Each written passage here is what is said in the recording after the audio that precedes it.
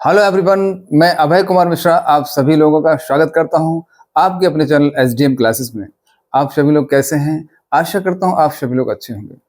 मेरे प्यारे बच्चों, आज अपना टॉपिक है मानव में पोषण और मानव का पाचन तंत्र का आज अध्ययन करेंगे हम लोग।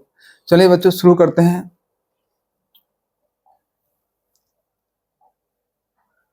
सबसे पहले आज हमको पढ़ना है मानव में पोषण, न्यूट्रिशन इन ह्यूमन बीइंग्स। जिस प्रकार से हम लोगों ने अमीबा में पोषण पढ़ा था, उसी प्रकार से आज हमको पढ़ना है मानव में पोषण। दरअसल क्या है, जंतुओं में और मानव में पोषण बिल्कुल लगभग सेम होता है। तो इसमें सबसे पहले, जैसे कि मैंने आपको अमीबा में बताया था, पहले अंतर्ग्रहण होता है, इसके बाद पाचन होता है, इसके बाद अवशोषण होता है, इसके बाद स्वांगीकरण होता है जिसको आत्मसातीकरण कहते हैं, और इसके बाद वही क्षेपण होता है जिसको निष्कासन कहते हैं। चलो देखें बच्चों, इसको मानव में पोषण किस प्रकार से होता है। अंतर्ग्रहण, सबसे पहले इंजेक्शन आएगा, इसको इंग्लिश में इंजेक्शन कहते हैं। भोजन को शरीर के भीतर आहार नाल में पहुंचाने की प्रक्रिया अंतर्ग्रहण कहलाती है। भोजन को शरीर के भीतर आहार नाल में, शरीर के भीतर आहार नाल में, आहार नाल में पहुंचाने की प्रक्रिया को क्या कहते हैं? अंतर्ग्रहण कहते हैं। जैसे ही जो है मुंह से भोजन को प्रवेश कराते हैं और आहार नाल से होता हुआ जाता है भोजन, इस प्रक्रिया को हम कहते हैं अंतर्ग्रहण। इंजेक्शन कर लिया। मनुष्य में भोजन का अंतर्ग्रहण करने के लिए विशिष्ट अंग है मुख, मुंह के द्वारा किया जाता है। इसके बाद इसमें पाचन होता है बच्चों, एक पॉइंट हो गया। दूसरा पॉइंट है इसका पाचन। फिर डाइजेशन होगा, जो भोजन अंदर जाएगा आहार नाल में। आहार नाल के विशेष अंग पाए जाते हैं भोजन को पाचन करने के लिए। तो इसमें देखें, जंतुओं में अंतर्गृहित भोजन ठोस या तरल अवस्था में होता है। कैसा होता है बच्चों? ठोस होता है, जो जटिल अणुओं में होता है। कुछ तरल में भी होता है, अवस्था में होता है। ठोस, जटिल, अब क्या होता है, ठोस, जटिल और बड़े बड़े अघुलनशील जो अणु होते हैं का विभिन्न एंजाइमों की सहायता से, बहुत सारे एंजाइम्स पाए जाते हैं, जैसे कि पेप्सिन एंजाइम है, रेनिन एंजाइम है, एमाइलेज एंजाइम है, ट्रिप्सिन एंजाइम है, लाइपेज एंजाइम है। ये सारे एंजाइम क्या करते हैं? भोजन को अच्छी तरह से पाचित करने के लिए, उनका पाचन करने के लिए आगे आ जाते हैं, और उसकी सहायता से तथा विभिन्न रासायनिक क्रियाओं के द्वारा तरल, सरल, छोटे छोटे घुलनशील अणुओं में बदलना क्या कहलाता है? पाचन कहलाता है। इसमें बच्चों HCl की भूमिका भी बहुत अच्छी होती है। हाइड्रोक्लोरिक अम्ल एक बहुत ही पाचक रस है। नेक्स्ट देखेंगे, अगला है अवशोषण होगा। इसके बाद पहला अंतर्ग्रहण हो गया था, इंजेक्शन हो गया था, दूसरा डाइजेशन हो गया, तीसरा पॉइंट है इसका अवशोषण, जो भोजन पाचन हो जाता है इस भोजन का। फिर इसके बाद देखें वो क्या करता है, आहार नाल में पाचित भोजन विषित होकर रुधिर में चला जाता है। कहाँ चला जाता है? रुधिर में चला जाता है। रुधिर से कहाँ जाएगा? कोशिकाओं में जाएगा। रुधिर में चला जाता है, रुधिर द्वारा कोशिकाओं में जाता है। कोशिकाओं के द्वारा पचा हुआ भोजन को अपने भीतर सोख लेने की प्रक्रिया को क्या कहते हैं? अवशोषण कहते हैं। कोशिकाओं के द्वारा क्या किया जाता है? उस भोजन को अवशोषित कर लिया जाता है, जिसे हम क्या कहते हैं? अवशोषण कहते हैं। इसके बाद बच्चों क्या होता है, जब अवशोषण हो जाता है, फिर स्वांगीकरण, आत्मसातीकरण कहते हैं इसको। इसके बाद क्या होता है, वृद्धि और विकास में जो ऊर्जा मिलती है, शरीर के वृद्धि विकास में लगती है। इसको देखेंगे, अवशोषित भोजन को कोशिका द्वारा ग्रहण कर उसका जीव द्रव्य के स्वरूप में विलीन, आत्मसात होने की क्रिया या संचित भोजन के ऑक्सीकरण के फलस्वरूप ऊर्जा मुक्ति की क्रिया को स्वांगीकरण कहते हैं। जो ऊर्जा मिलती है वृद्धि विकास में लगाई जाती है, उसी को क्या कहते हैं? स्वांगीकरण कहते हैं। इसके बाद बच्चों, जब भोजन का पाचन होता है तो निश्चित रूप से उसमें अवशिष्ट पदार्थ भी बचते हैं। तो क्या है, उन अवशिष्ट पदार्थों को चूंकि शरीर बाहर निकाल देता है मल द्वार के द्वारा, जिसे गुदा द्वार कहते हैं। देखें, शरीर से इसका मल विसर्जन होगा, बहिष्करण होगा, बहिक्षेपण होगा। शरीर से अपच पदार्थ या मल को बाहर निकालने की क्रिया को क्या विसर्जन कहते हैं या बहिष्करण कहते हैं। इसी को मल विसर्जन कहते हैं, इसी को बहिष्करण कहते हैं, इसी को बहिक्षेपण कहा जाता है। मल विसर्जन कहाँ से होता है? गुदा द्वारा, एनएच के द्वारा होता है। तो बच्चों जो मनुष्य में या जंतु में पोषण की पूरी प्रक्रिया थी। अब बच्चों इसी में बहुत ही इंपॉर्टेंट टॉपिक शुरू होने वाला है, मानव में पाचन तंत्र की क्रिया। देखते हैं बच्चों, मानव में पाचन तंत्र की क्रिया, मनुष्य में पाचन तंत्र। बच्चों देखें, digestive system of human beings, मानव में पाचन तंत्र, इसको समझना है, ये बहुत ही इंपॉर्टेंट टॉपिक है। सबसे पहले पाचन क्या होता है? जटिल पोषक पदार्थों का जल अपघटन के द्वारा, जो जटिल बड़े बड़े जो अणु होते हैं उनका जल अपघटन के द्वारा सरल पोषक पदार्थों में बदलने की क्रिया क्या कहलाती है? पाचन कहलाती है। क्या कहलाती है? पाचन कहलाती है। इसमें मानव में पाचन क्रिया कैसे होती है? मनुष्य का पाचन तंत्र में एक लंबी आहार नाल होती है। मनुष्य के जो है पाचन तंत्र में क्या होता है? एक आहार नाल पाया जाता है। आहार नाल की लंबाई लगभग 8 से 10 मीटर होती है। आहार नाल की जो लंबाई होती है बच्चों, वो 8 से 10 मीटर होती है, जो मुख से लेकर कहाँ तक? गुदा तक फैली होती है। गुदा तक फैली होती है। इस आहार नाल से प्रत्यक्ष रूप से भोजन का पाचन होता है, जबकि सहायक पाचक अंग भोजन के पाचन में आहार नाल की सहायता करते हैं, जैसे यकृत है, अग्न्याशय है, पित्ताशय है। ये पाचन में सहायता करते हैं। किसकी? आहार नाल की सहायता करते हैं। कौन करता है? लीवर करता है, पैंक्रियास करता है, गॉल ब्लैडर करता है। अब इसको हम समझेंगे एक फिगर के द्वारा। अपना जो है बहुत ही सिंपल सा फिगर है बच्चों। आहार नाल के विभिन्न भागों में निम्न प्रकार से पाचन होता है, इसको समझेंगे। पहले इसका हम एक देखते हैं। सबसे पहले बच्चों क्या करते हैं कि मुख, इसको माउथ कहते हैं। सबसे पहले भोजन का पाचन जब प्रारंभ होता है तो वो मुख से प्रारंभ होता है, मुंह से प्रारंभ होता है। इसके बाद भोजन का पाचन, पाचन का प्रारंभ, पाचन का प्रारंभ कहां से होता है बच्चों? पाचन का प्रारंभ मुख से हो जाता है। इसके बाद भोजन ग्रसनी में जाता है। इसके बाद इसको फेरिंक्स कहते हैं। इसके बाद बच्चों भोजन ग्रास नली में जाता है। ग्रास नली में इसका पाचन होता है। ग्रास नली के बाद बच्चों भोजन आमाशय में जाता है। आमाशय में जाता है।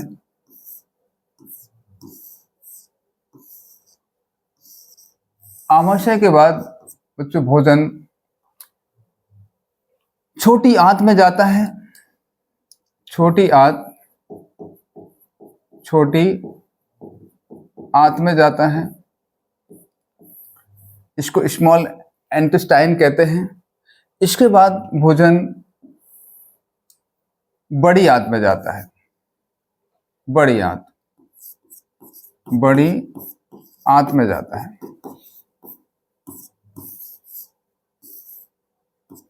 बच्चों ये भोजन की प्रक्रिया है। सबसे पहले पाचन का प्रारंभ मुख से हो जाता है। मुख से भोजन ग्रसनी में जाता है। इसके बाद ग्रासनली में जाता है। इसके बाद आमाशय में जाता है। आमाशय से छोटी आंत में जाता है। छोटी आंत से और बड़ी आंत में। ये भोजन की जो है पाचन की प्रक्रिया है। ठीक है बच्चों, जरा इस चीज के लिए एक चीज और जरा समझ लेते हैं। जरा इसको देखें आप, इसको देखेंगे, इसको देखें बच्चों। सबसे पहली चीज क्या होती है भोजन के पाचन के लिए? हम ये देख लेते हैं कि भोजन आखिरकार हम लोग ग्रहण क्या करते हैं। भोजन में कौन सी चीज? क्या हम रोटी खाते हैं, सब्जियां खाते हैं, मांस खाते हैं, अंडा खाते हैं, दूध पीते हैं, मछली खाते हैं? ये देखें जरा बच्चों, हम ये सारी चीजें ग्रहण तो करते हैं, लेकिन वाकई में अगर देखा जाए इन सारी चीजों से हम ग्रहण क्या करते हैं? तो देखें जरा बच्चों, हम जो है कार्बोहाइड्रेट्स ग्रहण करते हैं। कार्बोहाइड्रेट ग्रहण करते हैं। कहोगे हम प्रोटीन ग्रहण करते हैं। प्रोटीन ग्रहण करते हैं। कहोगे हम वसा ग्रहण करते हैं, वसा ग्रहण करते हैं। जो भी पदार्थ हम ग्रहण करते हैं, भोज्य पदार्थों को ग्रहण करते हैं, उनमें ये सारी चीजें पाई जाती है। किसी में कार्बोहाइड्रेट्स पाई जाती, किसी में प्रोटीन, वसा, ये सारी चीजें पाई जाती हैं। हम कहोगे जल ग्रहण करते हैं, बिल्कुल, वाटर। हम कहोगे खनिज लवण, खनिज, बिल्कुल। और हम कहोगे विटामिन ग्रहण करते हैं, बिल्कुल करते हैं। मेरे प्यारे बच्चों, हम जो कुछ भी भोजन में ग्रहण करते हैं उनमें ये सारे के सारे पदार्थ पाए जाते हैं, इन्हीं को हम ग्रहण करते हैं। अब क्या होता है बच्चों, ये जो आप देख रहे हैं ना ऊपर के 3 पदार्थ, इसको कार्बोहाइड्रेट कहते हैं, इसको प्रोटीन कहते हैं, इसको वसा कहते हैं। ये जटिल अणु है बच्चों, ये बड़े बड़े अणु होते हैं जो कि इनका पाचन नहीं होता है। इनका पाचन केवल और केवल एंजाइम ही कर सकते हैं। अगर एंजाइम नहीं है तो कोई भी पाचन क्रिया नहीं हो सकती है। तो सबसे पहले इसको लिख देते हैं, ये कैसे हैं, जटिल अणु है, जटिल अणु है, जटिल अणु है, बड़े होते हैं ये, और इनका पाचन केवल और केवल किसके द्वारा, एंजाइम के द्वारा होता है। बच्चों ये पहले से ही कैसे हैं, सरल अणु हैं, ये सरल अणु हैं, छोटे छोटे होते हैं।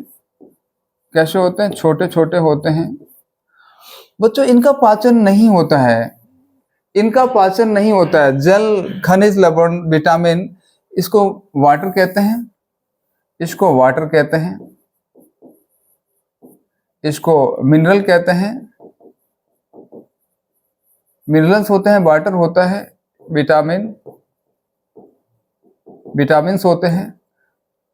मेरे प्यारे बच्चों इनका पाचन नहीं होता है, ये स्वयं अवशोषित हो जाते हैं। जैसे ही शरीर में ये जाते हैं, आहार नाल में जाते हैं, यह स्वयं, यह स्वयं, यह स्वयं अवशोषित हो जाते हैं, अवशोषित, स्वयं अवशोषित हो जाते हैं, हो जाते हैं। इनका पाचन नहीं होता है बच्चों, इनका पाचन होता है। ये 3 जो हमारे पास जटिल अणु पाए जाते हैं, कार्बोहाइड्रेट, प्रोटीन, वसा, इनका पाचन होता है। लेकिन पाचन बच्चों बिना एंजाइम के नहीं हो सकता है। जहां एंजाइम है वहीं पाचन होगा, जहां एंजाइम, जहां एंजाइम होगा वहीं पाचन होगा, वहीं पाचन होगा। जहां एंजाइम होगा वहीं पाचन होगा, जहां एंजाइम नहीं होगा वहां पाचन नहीं हो सकता है। तो बच्चों एंजाइम की उपस्थिति में इनका क्या हो जाता है, पाचन हो जाता है। और कहोगे जो कार्बोहाइड्रेट होता है इसका जो है एंजाइम किसमें इसको बदल देता है, ग्लूकोज में, इसको ग्लूकोज में बदल देता है। जब इनका पाचन होता है तो किसमें हो जाता है, कार्बोहाइड्रेट का पाचन ग्लूकोज में हो जाता है। और प्रोटीन का पाचन, प्रोटीन का पाचन एमिनो अम्ल में हो जाता है, एमिनो एसिड्स में हो जाता है। और कहोगे वसा, जो वसा का जो पाचन होता है, जो एंजाइम होते हैं वसा को पाचन करने वाले, पाचित करने वाले, पचाने वाले, उसको काहे में बदल देते हैं, कहोगे फैटी एसिड्स में बदल देते हैं, फैटी एसिड्स, फैटी एसिड्स में बदल देते हैं, वसी अम्लों में बदल जाता है। ये अमीनो अम्ल होता है, ये ग्लूकोज होता है। कार्बोहाइड्रेट का पाचन ग्लूकोज में कर देते हैं एंजाइम, प्रोटीन का पाचन अमीनो अम्ल में कर देते हैं, वसा का पाचन फैटी एसिड्स में कर देते हैं। समझ में आ गया होगा। ठीक है बच्चों, इसको हम फिर से देखते हैं। चलिए अपने ग्राफ में चलते हैं। बच्चों जैसे ही जो है भोजन मुख में प्रवेश करता है, जैसे ही भोजन मुख में प्रवेश करता है, इस मुंह के अंदर लार में, मुंह के अंदर जो लार में एक टाइलिन एंजाइम पाया जाता है बच्चों। क्या पाया जाता है, कहोगे टाइलिन, टाइलिन एंजाइम पाया जाता है, एंजाइम पाया जाता है जो कि 5% कार्बोहाइड्रेट्स को ग्लूकोज, शुगर में बदलता है।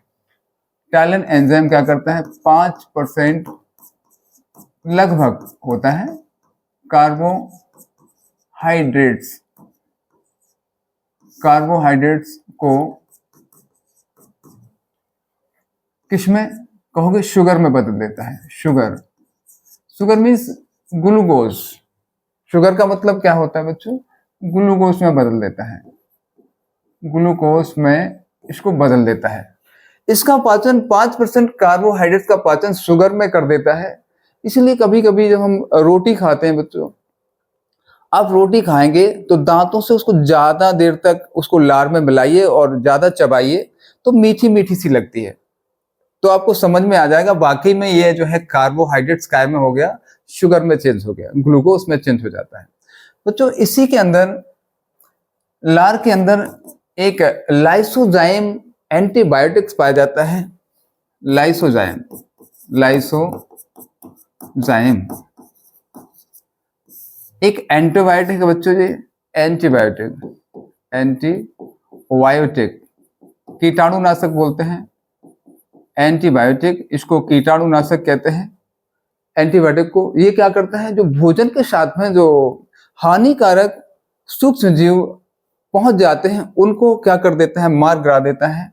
उनको क्या कर देता है, ये खत्म कर देता है, सूक्ष्म जीवों को नष्ट कर देता है। जो भोजन के साथ में जाने वाले जो सूक्ष्म जीव होते हैं उनको नष्ट कर देता है। इस प्रकार से अब कितना बचा, 95% कार्बोहाइड्रेट्स हमारे पास अभी भी बचा है। कार्बोहाइड्रेट्स का पाचन करना है हमको, प्रोटीन का करना है, वसा का पाचन करना है, इन तीनों चीजों का करना है। अब बच्चों क्या है, भोजन कहाँ पे जा रहा है, कहाँ पे चला, इसके बाद ग्रसनी में पहुंचता है। बच्चों ग्रसनी और ग्रासनली, इन दोनों में कोई एंजाइम नहीं पाया जाता है, इनमें एंजाइम नहीं पाया जाता है, एंजाइम नहीं पाया जाता बच्चों। ग्रसनी और ग्रासनली में भोजन सीधा का सीधा निकल जाता है आगे के लिए, क्योंकि इसमें किसी प्रकार का एंजाइम नहीं पाया जाता है। और अब भोजन पहुंच जाता है अमाशय के अंदर। बच्चों ये जो अमाशय है इसमें 2 प्रकार के एंजाइम पाए जाते हैं। एक तो अमाशय के अंदर एक जो एंजाइम पाया जाता है बच्चों, जिसको कहते हैं pepsin enzyme, pepsin, pepsin enzyme, pepsin,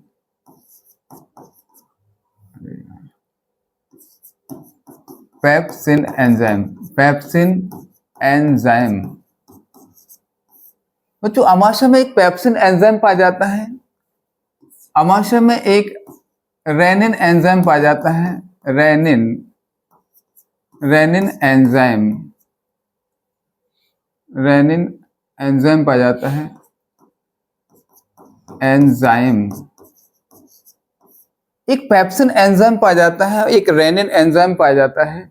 बच्चों जो पेप्सिन एंजाइम जो पाया जाता है ये क्या करता है, अमाशय के अंदर 70% सामान्य प्रोटीन का पाचन कर देता है। कितना, लगभग 70% सामान्य प्रोटीन, सामान्य प्रोटीन का पाचन कर देता है, प्रोटीन का पाचन कर देता है, पाचन कर देता है। कितना कर देता है, 70% सामान्य प्रोटीन का पाचन कर देता है। कहोगे काय में, एमिनो अम्ल में कर देता है। और जो रेनिन एंजाइम बच्चों होता है, ये रेनिन एंजाइम क्या करता है, एक केसिन प्रोटीन का पाचन कर देता है, केसिन प्रोटीन, केसिन प्रोटीन का पाचन कर देता है, केसिन प्रोटीन का पाचन कर देता है। कहोगे केसिन प्रोटीन किसमें पाया जाता है, बच्चों ये दूध में पाया जाता है। ये किसमें पाया जाता है, ये दूध में पाया जाता है, दूध में पाया जाता है। तो रेनिन एंजाइम क्या करता है, अमाशय में दूध में पाए जाने वाला केसिन प्रोटीन का पाचन कर देता है। और पेप्सिन एंजाइम क्या करता है, सामान्य प्रोटीन का लगभग 70% प्रोटीन का पाचन कर देता है। केसिन प्रोटीन के कारण ही दूध पीला दिखाई देता है, हमको हल्का पीला दिखता है, वो केसिन प्रोटीन के कारण होता है बच्चों। अब इसके बाद क्या होता है, जो भोजन बच्चे छोटी आंत में जाता है, मेरे प्यारे बच्चों इसको समझना बहुत अच्छे से। जो छोटी आंत होती है इसको स्मॉल इंटेस्टाइन कहते हैं और इसके 3 भाग होते हैं। पहला भाग क्या होता है, गृहिणी होता है, पहला भाग गृहिणी होता है, इसको डिओडेनम कहते हैं।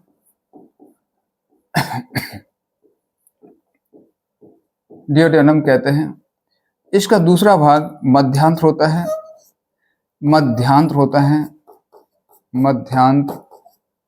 तीसरा भाग शेषांत्र होता है, शेषांत्र। छोटी आंत के 3 भाग होते हैं, एक ग्रहणी होता है, एक मध्यांत्र होता है, एक शेषांत्र होता है। मध्यांत्र को जेननम कहते हैं, शेषांत्र को इलियम कहते हैं।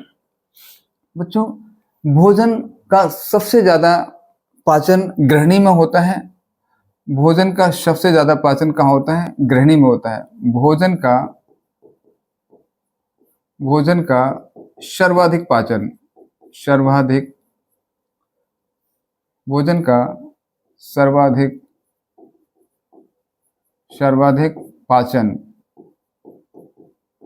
भोजन का सर्वाधिक पाचन ग्रहणी के अंदर होता है। मध्यांत्र और शेषांत्र के अंतर्गत भोजन का सबसे अधिक अवशोषण हो जाता है। सबसे अधिक अवशोषण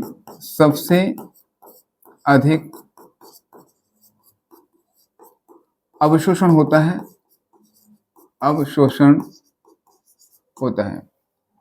मध्यांत्र और शेषांत्र में सबसे अधिक अवशोषण होता है और शेषांत्र में जाके पाचन क्रिया पूर्ण हो जाती है। जो पाचन क्रिया पूर्ण हो जाती है। कहाँ? शेषांत्र में जाकर। अब बच्चों, अब जो अवशिष्ट पदार्थ बचते हैं वो कहाँ चले जाते हैं? बड़ी आंत्र में चले जाते हैं। मेरे प्यारे बच्चों, बड़ी आंत्र के भी 3 भाग होते हैं। पहला सीकम होता है, सीकम। दूसरा बृहदांत्र होता है, इसको कॉलन कहते हैं इंग्लिश में। और तीसरा होता है मलाशय होता है। बच्चों, जल का अवशोषण कौन कर देता है? बृहदांत्र कर देता है। यहाँ पे जल का अवशोषण होता है, अवशोषण हो जाता है। और जो सीकम होता है बच्चों, ये दरअसल क्या है? जो जीव जंतुओं का जो पाचन होता है, जीव जंतुओं का जो शाकाहारी जीव जंतु होते हैं, उसका पाचन सीकम में होता है। उसका ग्रहणी में नहीं होता है बच्चों। उसका किसका होता है? सीकम में होता है। यहाँ पे देखेंगे शाकाहारी जंतुओं का, शाकाहारी जंतुओं में पाचन कहाँ होता है? शाकाहारी जंतुओं में पाचन सीकम में होता है। और किसकी सहायता से होता है? अपेंडिक्स की सहायता से होता है। अपेंडिक्स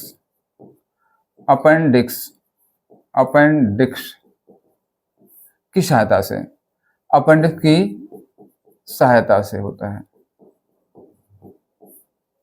क्योंकि अपेंडिक्स क्या करता है? जो पत्तियों में पाए जाने वाला सेलुलोज होता है बच्चों, सेलुलोज।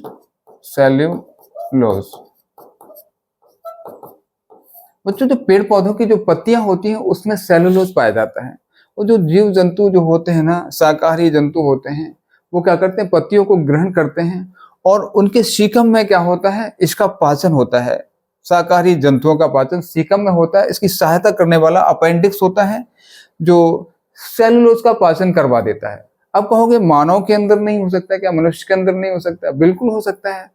पहले के समय में होता था। बहुत पूर्वजों की बात कर रहे हैं हम, कि जब हमारे पास अपेंडिक्स पाया जाता था, हम लोग भी पेड़ों की पत्तियों को ग्रहण करते थे और आराम से उनका पाचन करते थे। लेकिन अब जो है वो पत्तियां हम लोग ग्रहण नहीं करते हैं, तो जो अपेंडिक्स हो रहा है ना, वो मनुष्य में समाप्त होता जा रहा है अपेंडिक्स। उसके कारण हम लोग सेलुलोज का पाचन नहीं कर पाते हैं, क्योंकि हमारा अपेंडिक्स क्या हो रहा है? समाप्त होता चला जा रहा है। जबकि अभी भी शाकाहारी जंतु में अपेंडिक्स पाया जाता है, जो कि पेड़ पौधों की पत्तियों को ग्रहण करते हैं, जिसमें सेलुलोज पाया जाता है। तो उनका अपेंडिक्स क्या करता है? उसके सीकम में इसकी सहायता करता है पाचन करने के लिए। समझ में आया? चलिए बच्चों, जल का सबसे अधिक अवशोषण कहाँ? बृहदांत्र में होता है। और मलाशय में क्या होता है? यहाँ से बेटा, रेक्टम कहते हैं इसको इंग्लिश में। यहाँ से जो अवशिष्ट पदार्थ बचते हैं, जो अपचित पदार्थ होते हैं, वो मलाशय के द्वारा बाहर निकाल दिए जाते हैं। अवशिष्ट पदार्थों को बाहर निकाल दिया जाता है।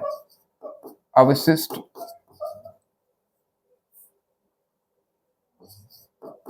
अपशिष्ट पदार्थों को अपशिष्ट पदार्थों को बाहर निकाल दिया जाता है, बाहर निकाल दिया जाता है, निकाल दिया जाता है। तो बच्चों ये पाचन की प्रक्रिया थी, ठीक है। अब हम इसको देखते हैं, फिगर के माध्यम से देखेंगे कि गृहिणी में पाचन किस प्रकार से, कौन कौन से ऐसे एंजाइम हैं जो कि आमाशय के अंदर, गृहिणी के अंदर, और कौन कौन से इसके अंग हैं जो इनकी गृहिणी में जो है इनकी सहायता होती है। हम उस फिगर के माध्यम से हम आपको बताएंगे। चलिए इसको देखते हैं एक बार फिर से।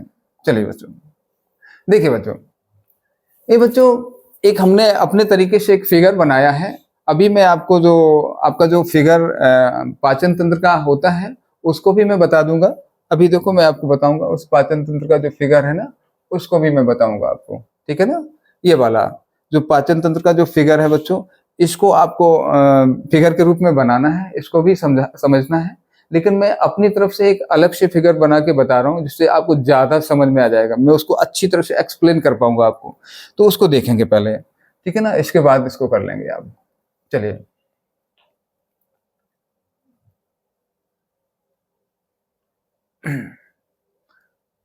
देखेंगे।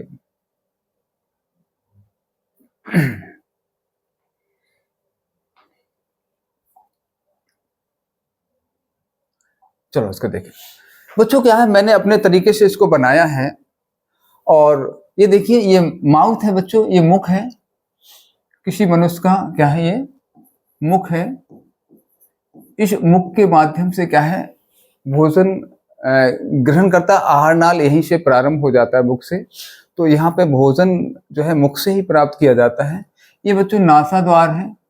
ये क्या है, नासा द्वार है, नासा द्वार। इनसे जो है वायु को ग्रहण किया जाता है। और यहाँ पे बच्चों ये नासा ग्रसनी है, ये नासा ग्रसनी है बच्चों,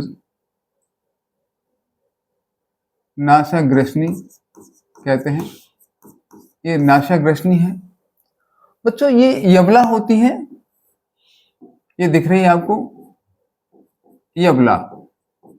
ये मांसल जो अंदर जो देखा होगा आपने, टॉन्सिल्स जिसको आप कहते हैं ना, एक मांसल जैसी एक रचना लटकी रहती है, उसको अपन यबला कहते हैं। ये दरअसल किस काम आता है कि जब भी हम मुख से भोजन को ग्रहण करते हैं, ये भोजन जो है नाक से बाहर ना निकल जाए, तो यबला क्या कर देता है, जैसे ही भोजन मुंह के अंदर जाता है तो यबला नाक के छिद्र को बंद कर देता है, जिससे कि भोजन नाक के द्वारा बाहर ना निकल जाए। अब बच्चों इसके अंदर, मुख के अंदर दो चीजें तो पक्का है कि एक तो क्या आ रहा है, इधर से वायु आ रही है। इससे क्या आ रही है बच्चों, वायु आ रही है, इससे भोजन आ रहा है। तो इस जो ग्रसनी में है, ग्रसनी में वायु तथा भोजन दोनों चीजें आती हैं, वायु तथा भोजन, वायु तथा भोजन दोनों ही इस ग्रसनी में आती है। और क्या होता है यहाँ पे बच्चों, एक एपिग्लोटिस, एपिग्लोटिस एक वाल्व लगा है, एपिग्लोटिस वाल्व लगा है। ये क्या करता है, जैसे वायु और भोजन साथ में आते हैं, एपिग्लोटिस क्या करता है, इस भोजन को कहाँ पर, ये बच्चे ग्रास नली है, ये ग्रसनी थी, यहां से दिख रही है आपको, ये ग्रसनी है। यहाँ पे क्या है, ग्रास नली है। और बच्चों ये आमाशय है, इसको आमाशय कहते हैं, इसको क्या कहते हैं, आमाशय कहते हैं। बहुत ही सिंपल हमने फिगर बनाया है समझने के लिए, मात्र समझना है, इसको बनाना नहीं है आपको। आप बना सकते हैं समझने के लिए, लेकिन एग्जामिनेशन में ये सारी चीजें नहीं बनाना है, बस समझने के लिए, आपको समझ में आ जाएगा पूरा। बच्चों ये अगन्याशय है, इसको अगन्याशय कहते हैं, ये अगन्याशय है। और बच्चों यहाँ पे एक मैं लिवर बना देता हूं, यहाँ पे एक लिवर है, लिवर है यहाँ पर, यहाँ पे क्या है, लिवर है, यकृत बोलते हैं इसको हम। ये अगन्याशय हो गया, यहाँ पे यकृत हो गया। यहाँ पे बच्चों देखेंगे, जैसे जो है मुख के द्वारा भोजन को ग्रहण किया जाता है, ये सबसे पहले कहाँ जाएगा, ग्रसनी में आता है, नासा ग्रसनी में आता है। नासा ग्रसनी के बाद जो एपिग्लोटिस वाल्व लगा हुआ है, ये क्या करता है, भोजन को कहाँ ढकेल देता है, ग्रास नली में ढकेल देता है। और जो वायु होती है बच्चों, ये फेफड़े हैं, ये लंग्स हैं, ये लंग्स हैं, ये दोनों, ये फेफड़े हैं दोनों, और वायु को जो है फेफड़ों में भेज दिया जाता है। इसको देखें, ये विंड पाइप है बच्चों, ये वायु नली है, वायु नली है। ये भोजन ग्रसनी से कहाँ, ग्रास नली में आएगा, ग्रास नली से कहाँ आएगा, आमाशय में आएगा। मैंने अभी कहा था बच्चों, यहाँ पे कार्बोहाइड्रेट का 5% पाचन हो जाता है, ग्लूकोज में बदल जाता है कार्बोहाइड्रेट। इसके बाद जो कार्बोहाइड्रेट बचा है सी, और क्या बचा है, प्रोटीन बचा है हमारे पास। कितना बचा है बच्चों, अभी प्रोटीन का कोई पाचन नहीं हुआ, जैसे आमाशय में जाएगा बच्चों, यहाँ पे 70% प्रोटीन का क्या हो जाता है, पाचन हो जाता है। कार्बोहाइड्रेट्स अभी कितना, 95% बचा हुआ है, प्रोटीन और ये देखो फैट, ये फैट तो अभी पूरा का पूरा इसमें जो है आमाशय में रखा हुआ है। यहाँ पे इसका पाचन केवल और केवल किसका, 70% प्रोटीन का पाचन आमाशय में हो गया। अभी मैंने आपको ऊपर एक प्रक्रिया समझाई थी, बताई थी। अब क्या होता है बच्चों, यहाँ पे एक पायरोलिक बल्ब लगा हुआ है, पायरोलिक वाल्व लगा है। ये पायरोलिक बल्ब क्या करता है, आमाशय से जो भोजन होता है उसको ग्रहणी में भेज देता है। बच्चों ये ग्रहणी है, ये क्या है, ग्रहणी है। ये किसका है, छोटी आंत का भाग है ग्रहणी। ग्रहणी होता था मध्यांत शेषांत्र, 3 भाग होते थे। मैं ग्रहणी के बारे में बता रहा हूं आपको, क्योंकि ग्रहणी में सब सर्वाधिक पाचन होता है बच्चों। अब जैसे ग्रहणी में बच्चों क्या आता है, सी आता है, कार्बोहाइड्रेट आता है, प्रोटीन आता है और फैट आता है। यहाँ पे बच्चों कार्बोहाइड्रेट जो 95% बचा हुआ है, यहाँ पे पूर्ण इसका पाचन हो जाता है। और जो प्रोटीन आया है, जो 30% बचा था प्रोटीन, उसका भी क्या हो जाता है बच्चों, पूर्ण पाचन। कैसे हो जाता है, जरा इसको देखें। बगल में इसके बच्चे लगा हुआ है अग्न्याशय। एक अग्न्याशय जो अंग है इसका, जो लगा हुआ है, जो क्या करता है, इस ग्रहणी में पाचन के लिए इसकी सहायता करता है। कैसे करता है, जरा इसको देखें। ये अग्न्याशय होता है, ये 3 प्रकार के एंजाइम को स्रावित करता है। देखो कौन कौन से एंजाइम हैं, एमाइलेज एंजाइम, एमाइलेज। दूसरा है ट्रिप्सिन एंजाइम, और तीसरा है बच्चों लाइपेज एंजाइम, लाइपेज एंजाइम। इस सब के सब क्या है, एंजाइम है, एंजाइम।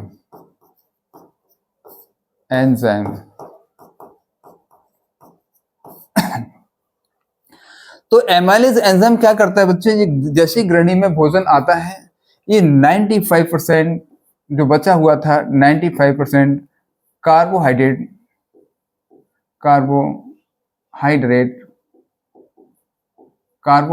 का क्या कर देता है, पाचन कर देता है। और ट्रिप्सिन एंजाइम क्या करता है बच्चों, जो 30% अभी लगभग बचा था, प्रोटीन का पाचन कर देता है। किसका कर देता है, प्रोटीन का पाचन कर देता है। अब जो लाइपेज एंजाइम है, ये फैट जो वसा अभी रह गया है, इसका पाचन नहीं कर पाता है, जी हाँ, लाइपेज एंजाइम है, ये फैट का पाचन नहीं कर पाता है। क्यों नहीं कर पाता है, जरा देखें बच्चों। यहाँ पे लिवर है, और लिवर क्या करता है, इस लिवर के माध्यम से, इसको देखें बच्चों, ये लिवर है और ये पित्त नलिका जुड़ी है। लिवर क्या है, पित्त रस का श्रावण करता है बच्चों। किसका करता है, कहोगे पित्त रस का श्रावण करता है, इसको वाइल जूस कहते हैं। लिवर पित्त रस का श्रावण करता है, इसको वाइल जूस कहते हैं। लिवर जो है पित्त रस का श्रावण करता है, और ये पित्ताशय इसमें आके क्या करता है, इकट्ठा होता है, इसको गॉल ब्लैडर कहते हैं। पित्ताशय कहते हैं, पित्ताशय, पित्ताशय कहते हैं। इसको गॉल ब्लैडर कहा जाता है, गॉल ब्लैडर कहते हैं इसको अपन, पित्ताशय। और ये पित्त जो है लिवर से जो निकलता है, यकृत से जो पित्त निकलता है, श्रावित होता है, जाके कहाँ पे, पित्ताशय में इकट्ठा हो जाता है। और आवश्यकता पड़ने पर ये किसको प्रदान करता है, ग्रहणी को प्रदान करता है। और ग्रहणी में क्या काम करता है पित्त, जरा इसको देखेंगे। जब इसकी आवश्यकता होती है तो पित्ताशय के द्वारा ये पित्त जो है ग्रहणी में जाता है। किसके लिए जाता है, जो फैट है, ये फैट जो लाइपेज एंजाइम था बच्चों, ये लाइपेज एंजाइम फैट को क्या नहीं कर पाता है, पाचन नहीं कर पाता है फैट का। तो क्या करता है, सबसे पहले जो पित्त आएगा, पित्तरस आएगा यहाँ पे, यहाँ पे क्या आया, यहाँ पे लिख देते हैं, यहाँ पे लिख देते हैं, यहाँ पे पित्तरस आ गया है। और पित्तरस क्या करता है, इस फैट को जल में घुलनशील बना देता है। फैट को क्या कर देता है, जल में घुलनशील बना देता है, घुलनशील बना देता है। बोलो समझ में आ गया। ये पित्तरस आता है, ग्रहणी में जाता है और फैट को क्या कर देता है, जल में घुलनशील बना देता है। और जैसे ही लाइपेज देखता है कि भाई अब तो मौका है, जल्दी से गया और क्या कर देता है, इस फैट का पाचन कर देता है। किसमें, फैटी एसिड्स में कर देता है। वश्य अम्लों में इसका क्या कर देता है, पाचन कर देता है। जब तक ये जल में घुलनशील नहीं होता है फैट, तब तक ये पाचन नहीं कर पाता है। जैसे ही जो है पित्तरस इसको जल में घुलनशील बना देता है, मतलब क्या हो जाता है, इसका वसा का इमल्सीकरण कर देता है। और जाके लाइपेज एंजाइम इसका पाचन किसमें कर देता है, कहोगे फैटी एसिड्स में कर देता है, फैटी एसिड्स में कर देता है, फैटी एसिड्स में कर देता है। और इस प्रकार इसका भी जो है आराम से इसका पाचन हो जाता है। और बच्चों जो भी जो है अवशिष्ट पदार्थ बचे रहते हैं, ये देखिए, ये आपका जो है एक बड़ी आंत हमने लगा रखी है अपने तरीके से। और इस बड़ी आंत में जो है अपशिष्ट पदार्थ पहुंच जाते हैं और इस मलाशय, रेक्टम, मलाशय के द्वारा अपशिष्ट पदार्थ गुदा द्वार के द्वारा बाहर निकल, मल त्याग के रूप में बाहर निकल जाते हैं। बोलो बच्चों कैसा लगा आज का सेशन। आशा करते हैं आपको सारी चीजें समझ में आई होंगी। इसमें भी देख ली, हमने बता दिया था ऑलरेडी अमाशय के अंदर कौन कौन से एंजाइम पाए जाते हैं, वो क्या क्या करते हैं। अभी एक फिगर मैंने बताया था पीछे, ठीक है ना। इस प्रकार अग्न्याशय कौन कौन से एंजाइम को रिलीज करता है, एमाइलेज एंजाइम है, ट्रिप्सिन एंजाइम है, लाइपेज एंजाइम है, इन सारी चीजों को ध्यान रखना, ठीक है। अब कल मैं जो है चूंकि वीडियो बहुत बड़ी हो रही है, तो कल मैं इसके बारे में पूरा डिटेल में आपको लिखाऊंगा, ठीक है। एक एक चीज फिर से आपको बताऊंगा कि कौन सी चीज कैसे क्या करती है, कौन से एंजाइम कैसे निकलते हैं, ठीक है ना। और इसके साथ ही बच्चों मैं इस वीडियो को यहीं पे रोकता हूँ और आप लोगों से विदा लेता हूँ। आशा करता हूँ कि आपको सब कुछ समझ में आया होगा और मिलते हैं नेक्स्ट वीडियो में। तब तक लिए जय श्री कृष्णा, जय श्री राधे, जय मां शारदे।